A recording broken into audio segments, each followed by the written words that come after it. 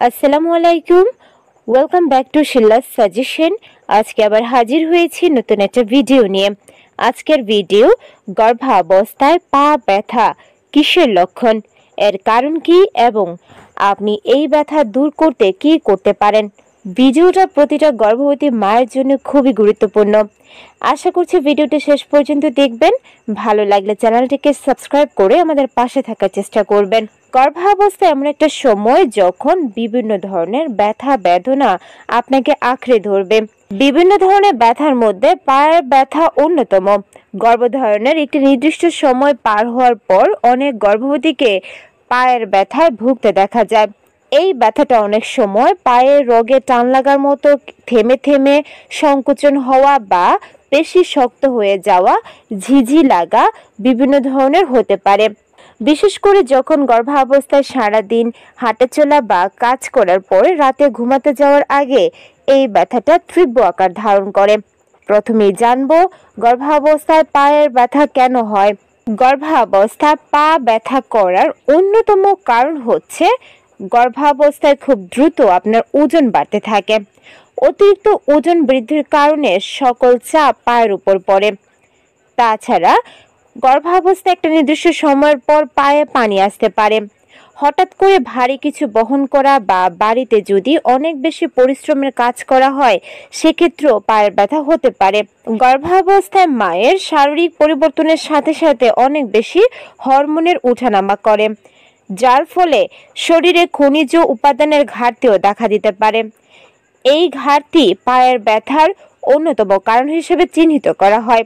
তাছাড়া শুধুমাত্র গর্ভাবস্থায় মায়েরই শরীরের ওজন বাড়ে না, গর্ভের বাচ্চাও খুব দ্রুত ওজন লাভ করে, যার ফলে ক্রমবর্ধমান শিশুর চাপ পায়ের উপর সম্পূর্ণ পড়ে। ফলে মা যদি একটু বেশি দাঁড়িয়ে থাকে বা অনেকক্ষণ বসে থাকে বা অনেকক্ষণ যদি আপনাকে গাড়িতে বসে থাকতে হয় সেক্ষেত্রে পা নিচের দিকে থাকলে সম্পূর্ণ ভর গিয়ে পায়ের উপর পড়ে, ফলে খুব বেশি ব্যথা হতে পারে। গর্ভাবস্থায় পা ব্যথা হতে পারে যদি আপনি নিয়মিত আয়রন ও ক্যালসিয়ামের ট্যাবলেট গ্রহণ না করেন। এখন আমরা জানবো গর্ভাবস্থায় পা ব্যথা হলে আপনার করণীয় কি বা সমাধান কি। গর্ভাবস্থায় পা ব্যথা দূর করতে আপনাকে আগেই বলেছি ক্যালসিয়াম এবং আয়রন জাতীয় খাবার বেশি খেতে হবে। শরীরে ক্যালসিয়ামের অভাব হলে পায়ে টান লাগা অনুভূত হতে পারে। তাই দুগ্ধ জাতীয় খাবার যেমন দুধ, দই, পায়েস, পনির, কাঠবাদাম বিশেষ করে খেতে হবে। এগুলো খেতে না পারলে সরাসরি আপনি ট্যাবলেটও গ্রহণ করতে পারেন।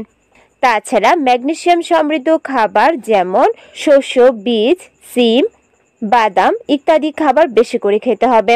তাছাড়া নিয়মিত হালকা ব্যায়াম করুন, এতে করে শরীরের সাথে ব্যথার সামঞ্জস্য হবে।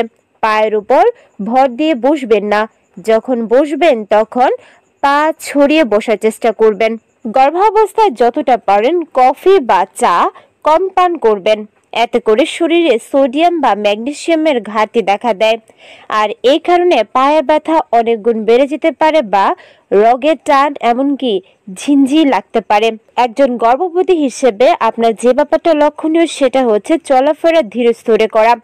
হঠাৎ করে ওঠা, বসা, দাঁড়ানো এমনকি দৌড়ানো, সিঁড়ি বেয়ে ওঠা, অনেক বেশি পরিশ্রম করা একেবারে এড়িয়ে চলুন। গর্ভকালীন অন্যান্য শারীরিক ব্যথার মতো পায়ে ব্যথা হওয়াটাও স্বাভাবিক। আপনি চাইলেও পুরোপুরি গর্ভকালীন সময়ে পা ব্যথা একেবারে কমাতে পারবেন না। এই ব্যথা থেকে পুরোপুরি মুক্ত হতে হলে অবশ্যই আপনাকে প্রসব পর্যন্ত অপেক্ষা করতে হবে। তাই কষ্ট করে হলেও কিছুটা মানিয়ে চলার চেষ্টা করুন। চলাফেরা, খাওয়া দাওয়ার দিকে বিশেষ লক্ষ্য রাখুন, তাহলে ব্যথাটা অনেকটা সহনীয় পর্যায়ে থাকবে। আর যদি ব্যথা একেবারে অসহনীয় হয়ে যায় সেক্ষেত্রে ডাক্তারের পরামর্শ নিয়ে কিছু ওষুধ গ্রহণ করতে পারেন। ভিডিওটা যদি ভালো লেগে থাকে অবশ্যই চ্যানেলটিকে সাবস্ক্রাইব করে আমাদের পাশে থাকার চেষ্টা করবেন।